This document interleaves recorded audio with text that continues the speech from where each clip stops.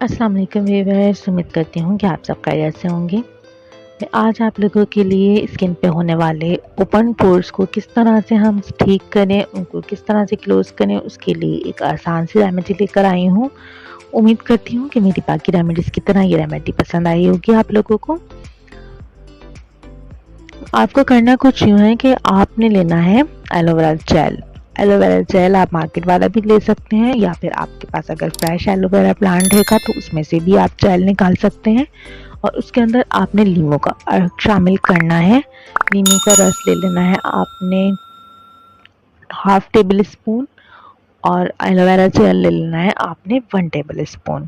और दोनों को मिक्स करके आप पेस्ट बना लीजिए। उसको अपने चेहरे के ऊपर रेगुलर लगाइए। इससे आपके खुले मसामात जो है आहिस्ता आहिस्ता श्रिंक हो जाएंगे और आपकी ओपन पोर्स का प्रॉब्लम ख़त्म हो जाएगा। उम्मीद करती हूँ कि मेरी बाकी रेमेडीज़ की तरह ये रेमेडी भी आप लोगों को पसंद आई होगी।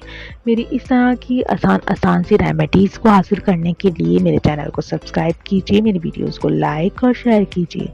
अल्लाह हाफिज़।